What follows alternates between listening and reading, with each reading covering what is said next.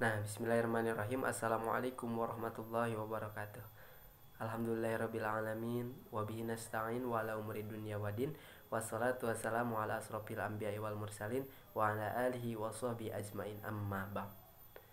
Perkenalkan, nama saya Asep Hendra Gunawan, mahasiswa jurusan Hukum Ekonomi Syariah kelas C semester 4, Fakultas Syariah dan Ekonomi Islam, nomor induk mahasiswa 1908 20287. Di sini saya akan membuat salah satu video guna memenuhi salah satu tugas ujian akhir semester mata kuliah Fikih Muamalah 2 yang diampu oleh Bapak Jefik Zulfikar Hafid MH dengan tema transaksi jual beli dalam pandangan hukum Islam. Nah, jual beli ini merupakan secara umumnya yaitu tukar menukar barang dengan barang atau tukar menukar barang dengan uang. Nah, itu yang terjadi pada saat ini. Nah, dalam kegiatan jual beli pun merupakan salah satu kegiatan yang menghadirkan adanya penjual dan adanya pembeli, adanya yang menjual dan adanya yang membeli, di mana si pembeli membutuhkan barang dan si penjual akan menjual barangnya.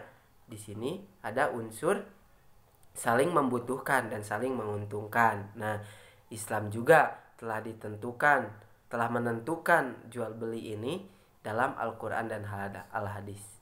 Contohnya dalam surah Al-Baqarah ayat 275 yang dijadikan dasar hukum bagi akad jual beli yang populer, di mana ayatnya yang berbunyi A'udzubillahi minasyaitonirrajim bismillahirrahmanirrahim wa ahallallahu al-bai'a wa harramar riba. Allah telah menghalalkan jual beli dan mengharamkan riba. Nah, ini yang dijadikan dasar dari akad jual beli ini. Nah, bahkan Kanjeng Nabi Muhammad SAW pun pada masa dakwah dulu melakukan kegiatan berdagang ini. Dia memberikan contoh berdagang dengan adil dan sikap jujur, di mana adil dan jujur ini akan berakibat baik kepada pembeli dan juga penjual. Pembeli akan merasa senang ketika pedagang jujur akan barang yang dijualnya, dan pembeli pun tidak akan kecewa dengan apa yang dibelinya tersebut. Nah, itu pengertian awal dari jual beli dalam hukum Islam. Nah, selanjutnya dalam Islam pun ada berbagai jenis jual beli. Nah, diantaranya saya akan memaparkan beberapa contoh dari produk dari jual beli tersebut, dari jual beli dalam Islam. Nah, pertama ada akad murabahah. Nah, di mana akad murabahah ini yaitu jual beli barang dengan margin keuntungan yang disepakati. Nah, margin keuntungannya telah disepakati dan diberitahu harga pokok dan keuntungan sebagai tambahan dari proses yang dilakukan dari akad murabahah tersebut. Nah, akad murabahah ini juga biasanya dilakukan dalam lembaga keuangan syariah, yaitu di mana ada nasabah dan lembaga, di mana praktek ini dilakukan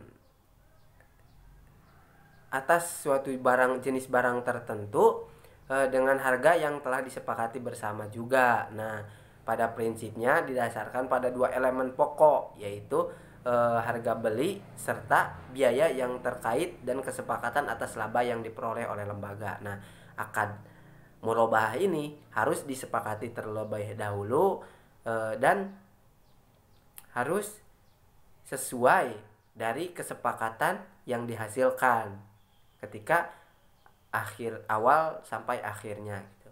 Yang kedua yaitu mengenai ada pertama tadi akad murabahah. Nah, yang kedua dalam jual beli Islam ada bai as-salam. Nah, di mana dalam kompilasi ekonomi syariah, salam adalah jasa pembiayaan yang berkaitan dengan jual beli yang pembiayaannya dilakukan bersamaan dengan pemesanan barang. Nah, jadi seperti ini prakteknya bai as-salam ini. Si pembeli membutuhkan suatu barang. Nah, lalu datanglah si pembeli itu ke pedagang yang menjual barang yang dibutuhkan tersebut. Nah, si pedagang dalam bai as-salam ini prakteknya menjelaskan spesifikasinya, ciri-ciri barangnya, intinya mengenai barang tersebut dijelaskan kepada pembeli yang membutuhkan barang tersebut. Nah, lalu ketika setelah merasa cocok, si pembeli akan membayar uang harga dari barang tersebut. Nah, lalu kemudian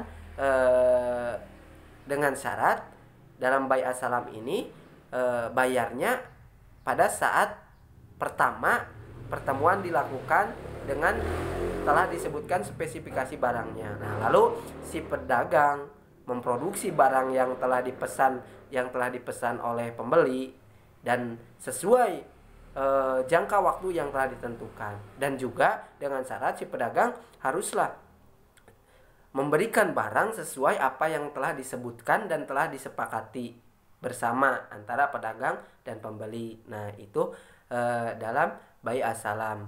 Nah, yang ketiga yaitu bai istisna. Nah, bai istisna juga tidak beda jauh dari bai as-salam, di mana sama-sama proses transaksinya yaitu membutuhkan barang, si pembeli datang ke penjual dan penjual itu menyebutkan spesifikasi ciri-ciri dari barang yang pembeli butuhkan. Nah, lalu